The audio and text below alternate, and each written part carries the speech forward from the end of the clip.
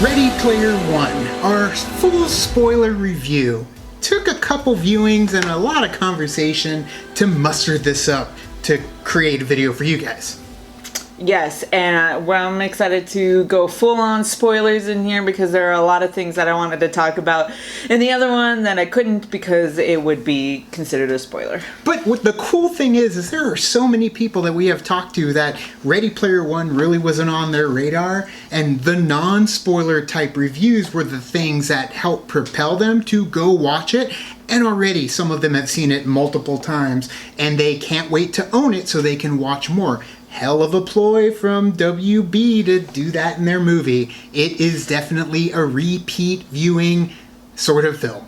And with that being said, the second time we went, we definitely let loose a little bit more.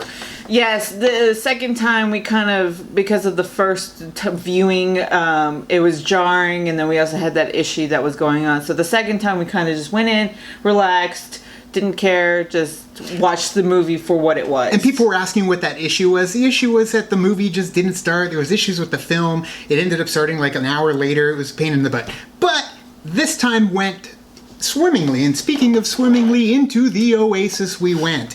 And you know what I gotta say, in this film, one of the shining moments for us, James Halliday. Freaking Mark Rylance as James Halliday was like the best thing ever. He really took to that character and was like, you know what? That really kind of was what James Halliday was. He was just like this awkward guy, but also wanted to show what the Oasis was.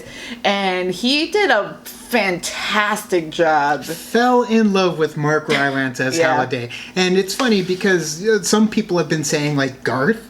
They're like, oh, it reminds me of Garth. I didn't think of that whatsoever, but what I did pick up on, Crispin Glover. Mark Rylance was basically doing his best Crispin Glover impersonation, and I thought it was great. I loved every aspect of it. He just seemed so fragile, but yet like a child with all that wonder still. Why can't we go back? Let's just go back. Bill and Ted did it. Yeah. I mean, it was just a very loving moment to see Halliday on the screen from beginning to the end. With that though, the first key, we're there so quick, like we just jump into it, which was something that we we did struggle with a bit. I was like, all right, we're here. Like I knew that they were going to kind of start a little bit ahead because in the book it does take a while until you get to that part, but I thought that maybe they were going to kind of do a fast pace of the beginning of the movie and not just be right there all of a sudden. But with that, the placement and how they did the movie was starting with Wade, and then they brought in Halliday with his funeral. I thought that was a perfect way to do it, because in the other way, in the book, it's the other way around, where you start with the Halliday funeral and then you kind of learn about Wade. I thought it was like a perfect springboard into that first key adventure to try and get it. Granted though, you did bring up a point, is like, if Artemis was so popular within the Oasis, how did they not know she was there? Obviously she had to have been racing before. Was that their first race inside the Oasis? They were talking about like the race and how everybody's been trying to get to the key for 5 years, and then that first time when he's talking to H and he's just like, that was Artemis, I know that was Artemis. It's like, but shouldn't she have been going for that? Yeah, if you've been fighting this key, I feel like you would have known that she was there. And that's the thing too. The only thing I could think of is that she ended up getting the bike from Akira just recently. It was like a new thing, and she was wearing the helmet, so they couldn't tell it was Artemis. Maybe she was just going for a different look that race versus something that she did before. You're just stretching it now. It's interpretation. Whatever I want to explain why they didn't know who she was. Now, big thing with that, it was a smorgasbord of Easter eggs throughout that entire race, and I loved every aspect of it. With that Van Halen jump in the background, it was so fun. It was like Burnout at its best. Just crashing into everything. Everyone's blowing up. You got Bigfoot. You got all the freaking cars going at it. And the T-Rex and King Kong. And Jack Slater on the marquee. I saw it. It was in the alley. Oh, bringing in a little last action hero. Yeah, I mean, we understood that this was going to be completely different from the trailer because of the trailer and showing that was what was going on to get the key. Versus the book. And right. I understand it because doing what was in the book versus what is in the movie, it's better interpreted the way in the movie so that you're kind of stuck, like you're focused on it, you know what I mean, instead of just reading it. Kind of gets like, I don't know if anybody would want to watch somebody play Joust. I mean, it's very possible, but... Right, and that's where the documentaries come into play. We can watch Joust that way. Yeah. It was cool as somebody who read the book going through that adventure and then going through this adventure. It was fresh on both takes. Now, that's even better for the book or the movie watchers that haven't read the book because they can do this and then they go read the book and it's a whole different story for the keys and the gates as well. Now, the cool thing about the whole race is I love how it went down and he ended up, bonding with Artemis right off the bat, saving her from Kong so she didn't lose her shit. And the whole McFly thing, I mean, it was a fun little moment with them together. Which also brings me to the point, like, that was her first race. Yeah, okay. Essentially, because, like, he's like, stop, and, like, grabbed her because she would have still gone, and it's like... Maybe she never made it to the end, but didn't die. So there's plot holes within that whole thing. But with him and trying to dissect it with the curator to figure out how to beat that first challenge to obtain the key. I love that whole conversation with the curator, and like we said, I wish we could go backwards, like Bill and Ted did it, and you get to see that whole chit chat versus the two of them between Halliday and Morrow. Like, I loved it. I love that whole ability to go back and look into these moments and see what these guys went to. Instead of flashbacks, we get to see them actually play out in front of us, and then kind of like a Minority Report, you can kind of flash forward and rewind and figure out how to get through, which leads us to how he defeats it for the challenge to get that first key, which seems so simple. Which he goes backwards. Yeah. Which I feel like somebody probably could have gotten, like... They would have saw him. Someone would have saw him. I know that Artemis saw it, so obviously she gets the key. But there were people in the stands. They saw him drive backwards. The second time we were watching it, I was like, there isn't really anybody in the stands, though. Probably because it's happened so much, and no one's been able to beat it. Nobody cares anymore. So there wasn't really anybody there. But what I took away from that whole moment, it reminded me so much of like Super Mario Brothers, the original NES Super Mario Brothers, in the second level when you go down into the subworld, and then you can just get to the top and run across the top all the way and skip everything and get to the end when you jump into the warps. That was exactly what he did. He found like the easy way to get through the whole thing to get to the end, and it worked. Now it was kind of like a simple cop out. Oh yeah, you got the key that way. For me, I was like, really, it was that easy? But at the same time, I was like, that's kind of cool because that's how video games were back then. There was sometimes just a cut through the maze to get to the end. So that is exactly what it was, which I enjoyed after thinking about it for a bit.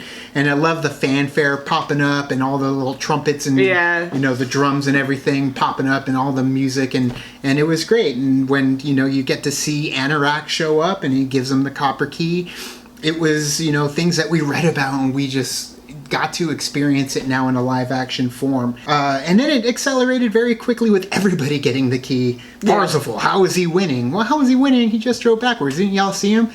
But the only thing is maybe nobody could record it because in the book and the challenges, you were unable to record those matches to be able to figure out the ins and outs of it. So that's kind of cool if they stuck to that, but you wouldn't get that unless you read the book. On to finding out the second key's placement. So now we're full force into this situation, but I do want to take back to the point where I feel like everything is moving so fast in the movie that you kind of miss the characters and you don't they're just there. Yeah. And I kind of wished that the movie would have started off with him being at school or being at the end of school, because he goes to school in the Oasis. Like, people work in the Oasis to get real life money, because that's their life, because the world outside is really shitty, and so they just never really touched on that, and I kind of wish that they did, because then it kind of would bring you a little closer to the characters. But I guess in the movie it's just kind of like a surface. Willy Wonka even showed his mom doing laundry to make that money for everybody in the house. You got a little touch on that. And yeah, you just kind of throw everybody in the way that Daito and Sho knew each other, as well as H when they were on Planet Doom, when they were all fighting each other. And they were just already friends, and that's one thing that I was missing from something like Willy Wonka and the Chocolate Factory, where it didn't feel like a whole world was involved in this. It felt like it was just Ohio. You had all these guys who were friends, and that's how they found it out, versus people across the world figuring out, and then they had to come together. Again, Willy Wonka did it in just a feature film. We're able to pull that off with that whole world coming together. Ready Player One just kind of said, we're all in Ohio. Everything's taking place in Ohio. Yeah. So to me, you're right, it felt like a small scale on the surface. But, I mean, that's where the book comes into play. And so I'm like envious of those people that get to watch the movie. They could get to go read the book and they get all that. So it's almost like that is like a secondary manuscript to the film to get more. If you want more, it's there. Speaking of more, we end up hanging out a lot with the curator, which I thought right off the bat, I'm like, that's got to be Ogden Morrow, because he sounds like Simon Pegg. So it's like, that's Simon Pegg with an accent. But as Ogden Morrow, when he's talking to Halliday, he doesn't have an accent. So I was like, it's Simon Pegg. So right off the bat, I didn't, I figured that was him, who was just watching and helping the whole time. And he leads them into the multimedia room where they get to pick the film, and I love how they ended up ciphering down as to what film it was. And I'm kind of happy that they didn't go for a film that was already done in the book. It would have been cool to see. It would have been cool to see, but I understand that they picked something that was kind of more broad, more Broderick, Lady Hawk, well known, War Games, well known. Yeah, sure. A movie that's more well known, visually iconic as well.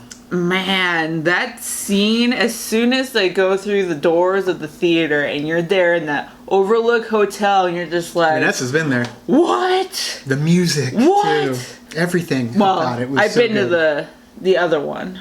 The Overlook Hotel. The hotel that was inspired... Yes, I've been to that one. It inspired the actual book. Yes, so, but you're there and you're just like, oh my god, like it looks so good, and you're just like... Because I love The Shining. I'm not like too keen on Kubrick's version, but she loves the one that was like the made-for-TV special. That's because the guy from Wings. I was a little kid and I watched that like so many times. Anyway, and you're a big fan of the book too. Yes, I'm a big fan of the book. So we're there and we're in The Shining, and I'm just like, are we gonna see like Jack? I wanted Jack Torrance, man. And then are we gonna? You know what I mean? Like we're gonna see And then we got a little Easter eggs in there too with the little girls. Sure did, yes. And the blood. And H was like the perfect, because it was actually within the character of the book. I don't like horror movies. I don't like scary films. So it fits so well with that's how H was. So seeing H have to go full force against the wrath of The Shining. Yeah. And it was at that point that I really took a step back and was like, dang, this is some good CG on these avatars, like photoreal in this set. And I know a lot of the sets were practical too, but man, just having them up against this real world, it looks so good. I think it's probably like my favorite part of the movie too, when they had to go through The Shining. And 237, you have no business going in there.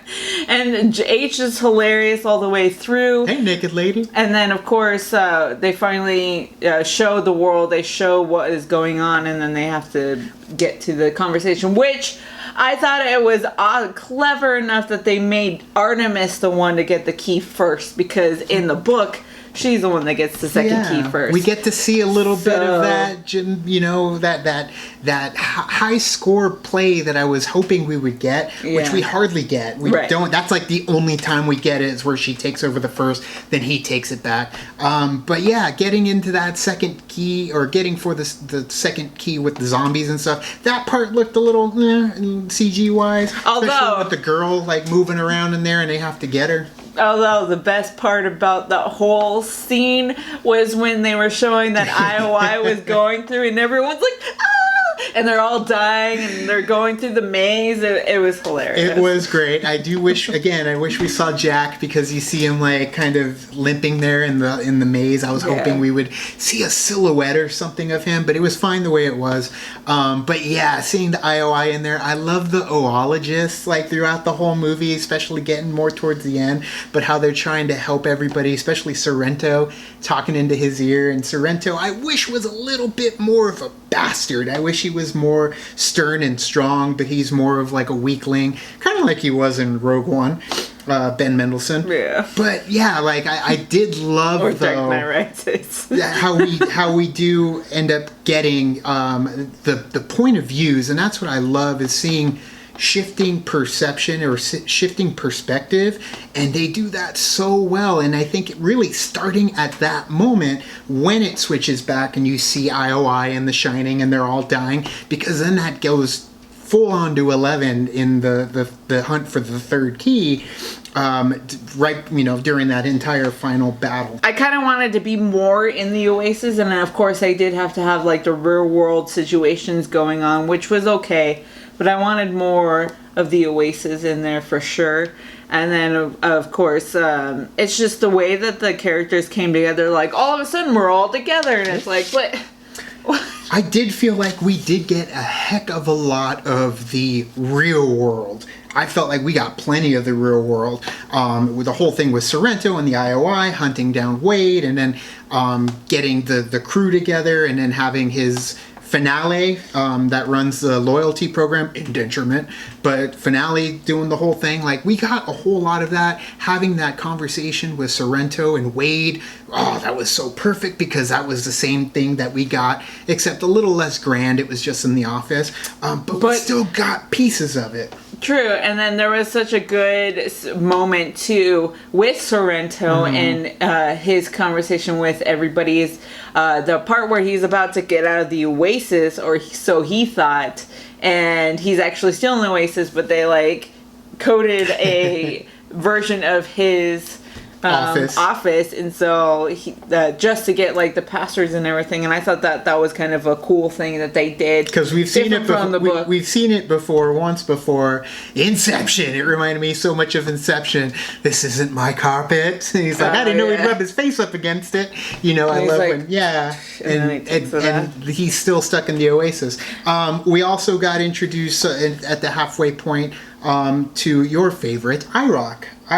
And by the way, Sorrento's avatar, I loved it. I love how he had like the Superman hair. I love how his eyes shifted color back and forth, and he was just so Superman on crack, on, you know, business attire. But yeah, IROC, you had big issues with IROC. Yeah, I mean, I had huge issues with IROC the first time we watched it, because I was just not in the mood at all. Like, after what happened with us and having to wait like 50 minutes to watch the movie, every time he was on the screen, I was just like, ugh, go away, like, I don't want you. The second time it was a little bit better, but I still I don't really care for the character. The only parts that it kind of made me feel better is because there are certain times during the movie where he felt like he was just like not really a big shot, and like at the end when he's like slinging the thing, like show is slinging the thing, and it gets his arm cut off, and he's like, Crawl? No, yeah, and he's like, no, this is all my stuff, and I was like, okay, that is like what IROC would do, because he's like trying to keep all of his stuff. But other than that, like, I just didn't really think that his jokes were very funny. I enjoyed it because it felt like one of those like campers who leveled up like crazy. But it wasn't so much camper. It's like it's a dude that's really invested in this game and he does all the bad things and he builds himself up to be like this badass. But all in all, it's just some dude on the other end. That's T.J. Miller, and he really kind of does show his true colors. Like he's not a coward or anything per se, but he doesn't want to. I don't want to go out like that. I don't want to be a camper move. You know, he's more about the hunt and the battle, and he's always going to come out a winner because I rock. But when we saw it, the people in the crowd, the people in the audience with us, laughed at everything he said. They ate it up. They loved IROC throughout the entire film. And like I was laughing. I was smiling more so because they were laughing and that they were having a good time. So I was like smiling that I was like, okay, well, at least there are people out there that enjoyed his laugh. And then the whole thing... Or his jokes. The whole thing with the orb of Ozyova. And that's the thing is, I feel like people say it 3 different ways. He says the orb of Ozyo, and then at one point they say Ozyovox, and then another time they say the orb of Ozyo, the Ozyovo. Like they all say it differently, but either way, getting the orb in there, which is an actual artifact within the book, is fantastic. And then going full on when Wade is picking out all his different things, you get to see some of the artifacts that are within the book as well. Get a little Borderlands in there, get a little Overwatch, it's Street Fighter. Like you get all those awesome video game tropes because guess what? The battle will definitely harness a lot of those video games, which it does. And I love, like you said, about the artifacts, especially their homage to Zemeckis, considering granted that he does use the DeLorean as well. Right. And but the cube of Zemeckis I thought was such a good tribute to Zemeckis and the way that he used it and the music as well. Was pure Alan Silvestri at his best. Now, granted, the globe came before they went after the key, and they figured out what the leap was. But let's talk about the distracted globe, which in the book it's just the globe, and it's the birthday party for Ogden Morrow, which it kind of took a little bit away from the globe, but everything that was important about the globe was still there, which I loved. Seeing everybody partying, seeing the bartenders with the Devo hats, and then getting the battle between the IOI infiltration and then, of course, Wade and Artemis trying to fight their way out. The whole I love you comes on really quick, but guess what? That's how quick it comes in the book, too. Oh, yeah. It shows up randomly. That whole part of his conversation with Artemis was, like, spot on, in my opinion. From how it is with the book. Yeah, it's like, oh, we're having such a good time. Oh, I love you. And she's no. like, no, I'm sorry. Leaves. Yeah, and that's why I was like, oh, that's just like how it is in the book. It seems fast because it was fast in the book, too. And then seeing the weaponry that you see in other movies too. Artemis totally rocking the freaking Marine. Ripley. Yeah, the Marines from Aliens, the Corporal Marines. She's got that gun, and then she's got the Lawgiver.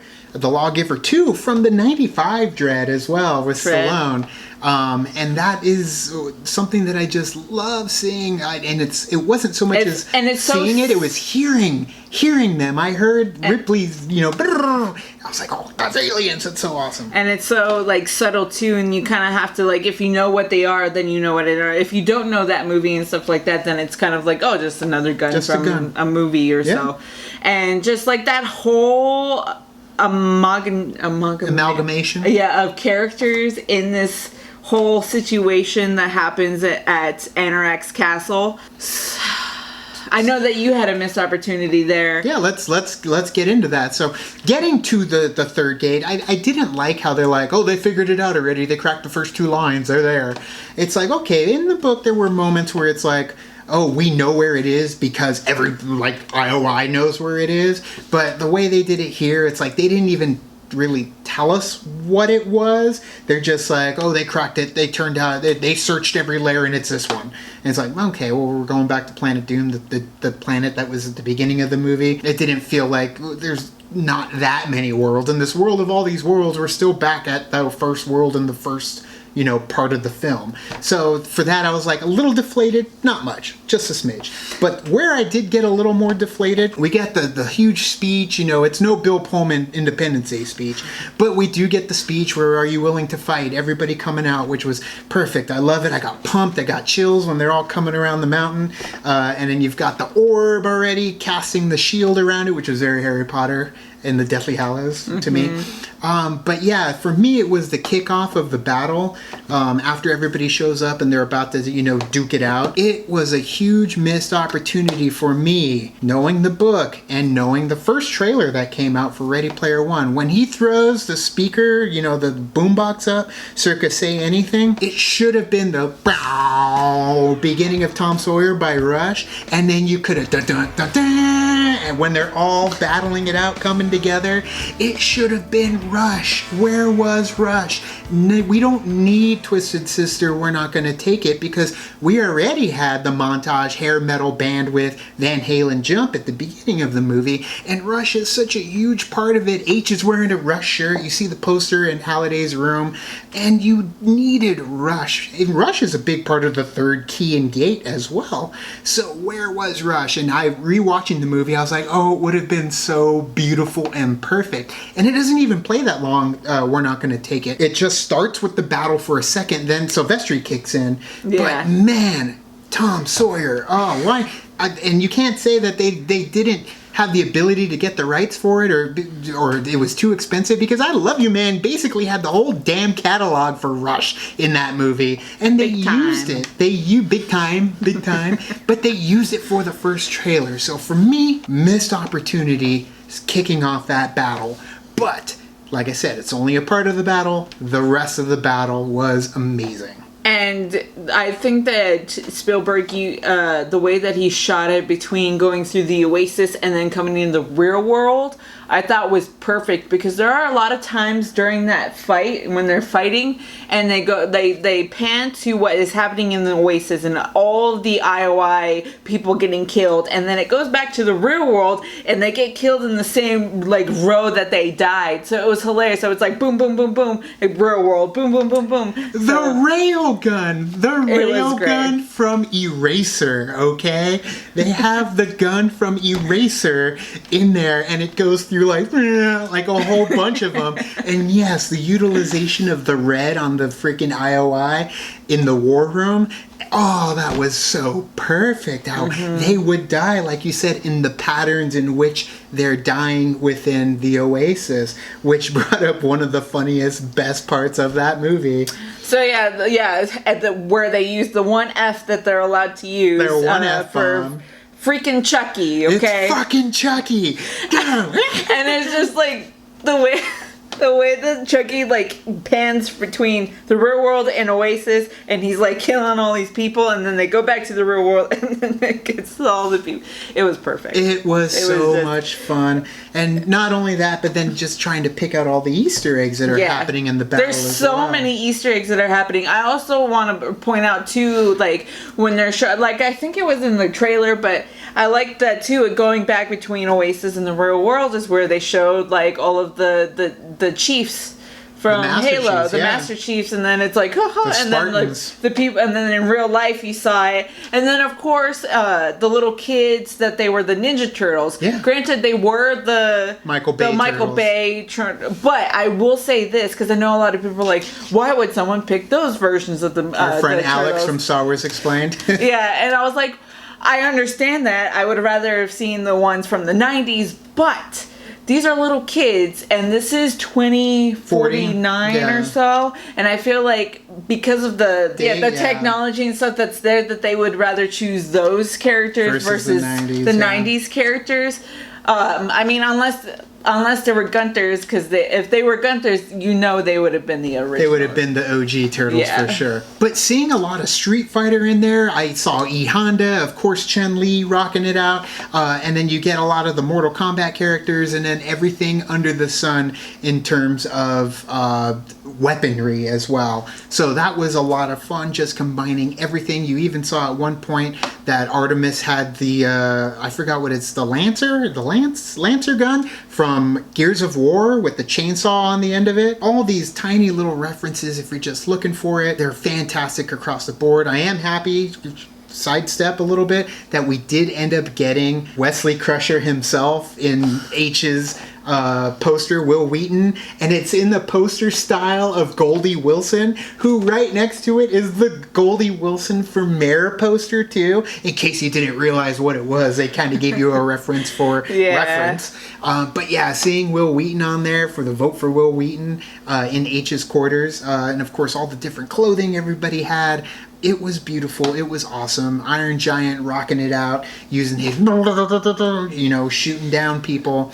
It was great. It was a hell of a battle. And of course, we knew that like at the end that they were gonna do Adventure with Atari, right? Because of course, Adventure has a huge influence in the book as well. Right. Considering like the Easter egg that Adventure had. It was the very first Easter egg. Mentioned in the book, at the very beginning of the book as well. Yeah. So yeah, seeing that, and then of course them talking about, what was it, the sword something. I forgot what it is, the 3 sword something from Atari, and they start talking about it kind of off camera, and you can hear them, and then the camera switches away. And what I love about this situation, because like you said about the oologists. Yeah. Because they're like, it's not this game, damn it. Because all the IOIs are like playing it and they're like going back and forth. And I was like... And of course, getting that final battle with Mechagodzilla too. I am so happy Mechagodzilla showed up. It did make me feel at home, like within the book. And granted, even though we saw the trailer before and we knew that we were going to end up having a Gundam show up, so I knew it was already going to be a Gundam instead of Ultraman. But deep down inside, I was like, Ultraman, come on, let's get Ultraman. But I know it's a Gundam, but I want Ultraman. And then what saved that for me was because Gundam was badass. But when it showed up on the Serenity and Daito is all like, he turns into the freaking Gundam and just rocks it out. Yeah, you were pretty excited. You're like, oh my god, that's Serenity. It's Serenity! Oh my god! Even though it was a drop ship for the Gundam. Still perfect though that is the ship that came in. Even on the shirt that I should have wore that shirt. It's got the freaking Serenity on it too during that battle. But yeah, we don't end up getting the death in the book. Death in the book does not occur here, but they do have Daito's character die, which I thought was that's perfect, because that's kind of what goes on in the book as well, in a different sort of way.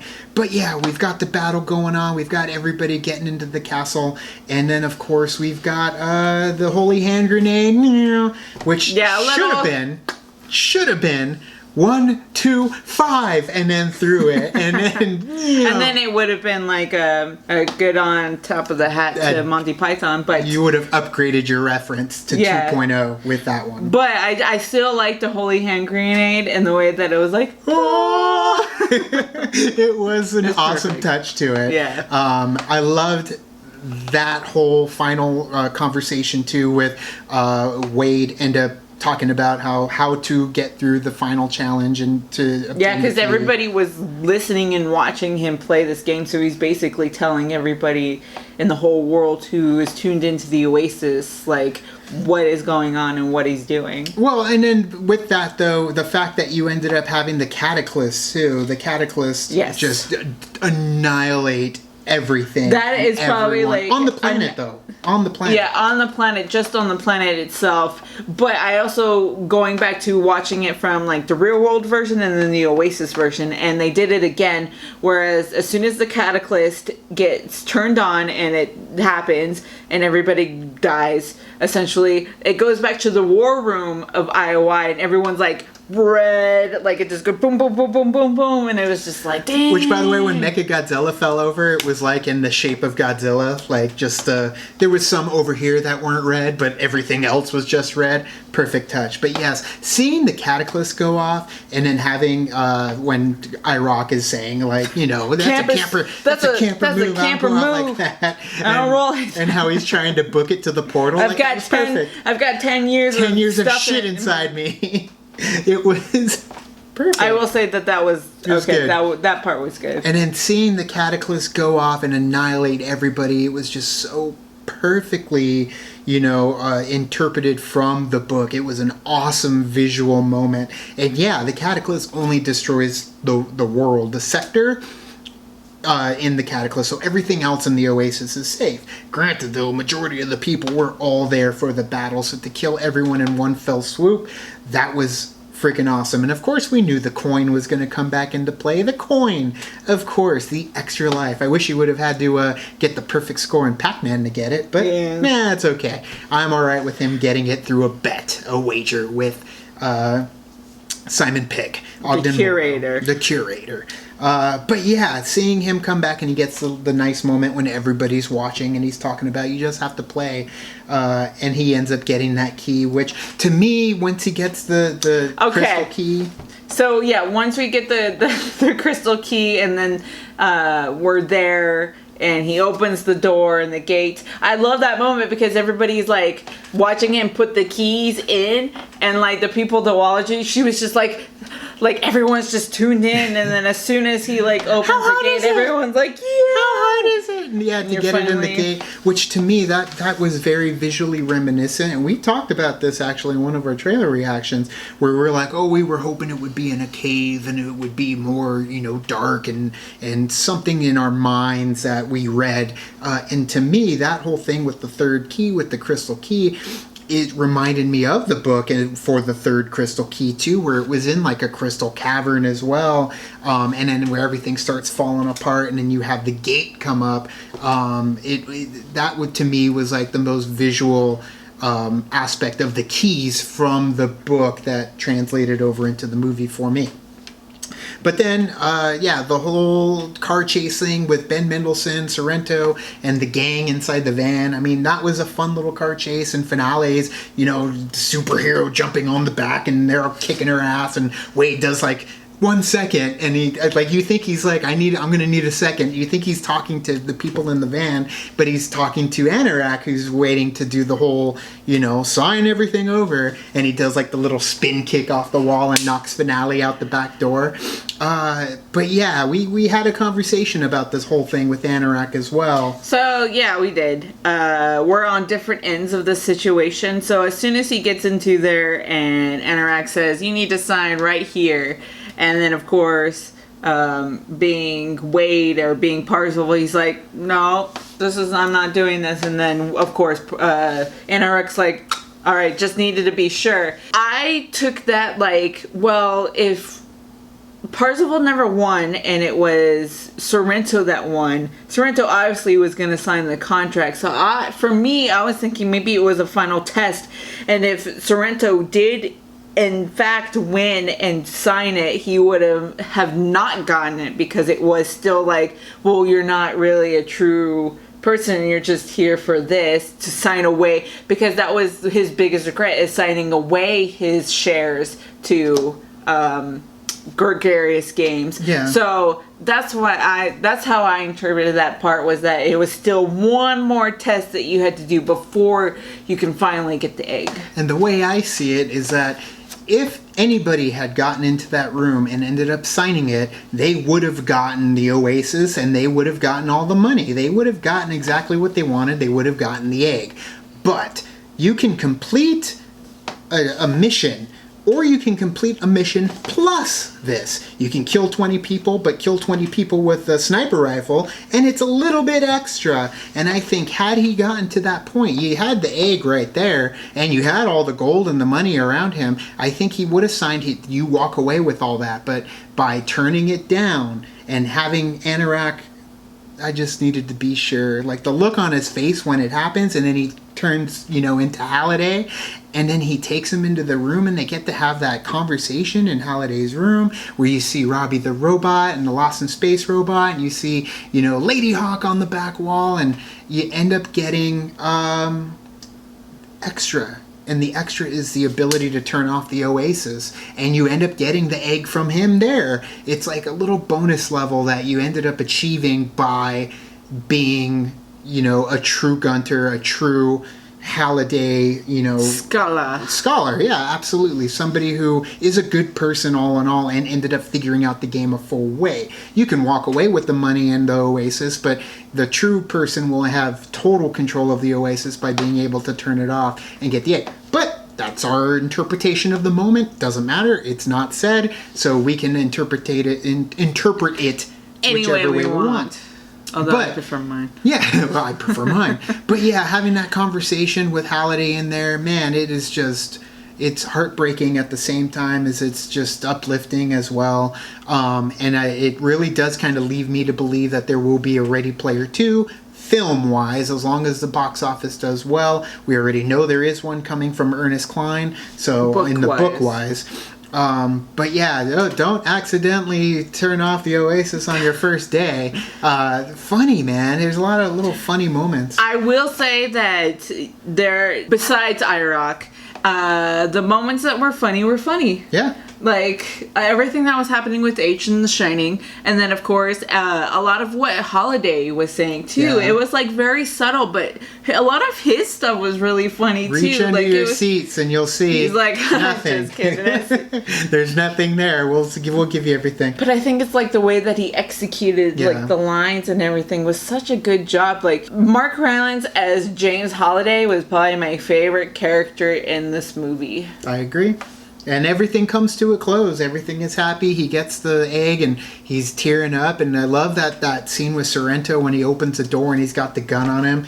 But Sorrento sees that it's over. It's done. He's got the egg. He failed. But there's this glimmer, this smile that he has. Like, you did good, kid. It's just like, you did it. You did it. You bested me. You got it. You did it. See, but it ain't over for Sorrento as well. But I didn't like that though too, because Sorrento is like this like power hungry person that just wanted everything. I don't think he's done. Even when he gets in the car, finale, like he's ready. He's ready to this is what we're gonna do. And she's like, socks him. And he's kind of a wimp though in the whole thing. I wish he would have been. I wish he was a little bit more. Yeah. Which tells me I hope somebody else comes in if they do a sequel. The next person to replace Sorrento ends up becoming somebody much more horrible, and we may even lose one of the high five in the real world. Raise the stakes a bit. Yeah. But I did enjoy how it came to a close. We do get Ogden Morrow and the whole scene with the door, close it. And then the door opens, it's the cops, close it. H is going to go out and talk. Door opens, it's the lawyers. You're going to want to talk to them. I mean, the comedy is there for sure. Young Sorrento looking like freaking Bob Odenkirk. The best slipping Jimmy McGill from Better Call Saul with the hair and trying to tell him how to, increase ad revenue and have different tiers within the Oasis. Great latte. But it's so well done. Just in terms of like an enjoyable film that makes you want to go back and watch it all over again. I didn't have a big problem with the music the second time around. I did kind of in the first one because the parts I didn't like stuck out more than the parts I liked. But man, there's a lot of Back to the Future in there. A lot of the thinking music from Back to the Future where they're trying to figure out how to get it up to 88 miles per hour. And it's all in there, just a different version of it. So with all that, I mean, across the board, I thought it was great. I thought it was a lot of fun. I'm sure Spielberg won't be back if they do a sequel. Unfortunately, sure. He doesn't do that. And when he did do it, it didn't work out too well. The Lost World, critically wise, it just it was for him. Much, for him, it was just too much. But I am excited to see what they have in store for us later. Oh, when Artemis threw the what were those called? The monster balls that we had in the 80s, like when she throws it in there, it's and blows up Sorrento. It just popped in my head when that's how she takes him out. But man, so many awesome references. Such a lot fun of movie. Easter eggs that you have to go, because there was a lot that we missed the first time that we got the second time, and it was just like, oh, I didn't see that before. So that is one of the good things about it. That Pee-wee's Bike? Yeah. That's one of the good things about it, that you can kind of go back and look for other things that you haven't, because you can look at a different area of the screen. H's Lair held a lot of that for us. Yeah, you ended up getting Pee-wee's Bike right when you walk in. You have the Winnebago from Spaceballs in the background. Deep farther back, you have one of the mechs from RoboCop. And then you have the not the raptor, the vipers from Battlestar Galactica also in the back. So yeah, all over the place. You look, and they're hidden in plain sight. With that being said, with it being the second viewing, I think that I would still stay with my 3.8, to be honest. 3.8? Yeah. Oh, the thumbs up from Iron Giant when he goes into the lava. Oh yeah, the Terminator. Totally Terminator 2. But and then getting a little the quick shot of Ludus at the beginning of the movie. These are just things popping in our heads that we caught watching it. But so you're gonna stick with your score. What was it? 3.8. Yeah. 3.8. I will also stick with my score of 4.5. Really, for me, it's a missed opportunity for the no rush in the movie. Come on, rush is such a big part of it. We need it. And at the same time, there were a couple missteps for me, just in terms of things going too fast or things that don't really make sense in the way that they should. Like it. I mean, granted, it's the Oasis. It doesn't click well. Yeah, it just didn't click well. But at the same time, there were things like that in the book too. But yeah, definitely 4.5 ain't bad. That still gets an A in my book. I am really looking forward to going back and reading the book yet again, because it is something definitely everybody should do who really enjoyed this movie, because it is going to give you much more in-depth. And I would love to hear what everybody has to think about it too, that read the book, didn't read the book, all the different perspectives when it comes to this film. All right, well then you guys, let us know what you guys thought, definitely on all our social networking gin joins. You can follow us on our Facebook, Twitter, Tumblr, Instagram, Stardust. And hit up the Patreon, kick into the party, fuel the party, keep the party going, gets us where we need to go. We also will be having a viewing party for the Free For All 2 from Collider Video.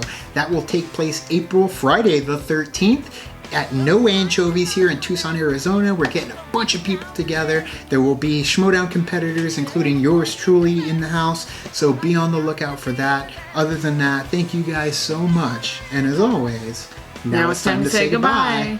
And this party is over. R2-D2 was in the movie too, at the very end, left corner, Wade's apartment.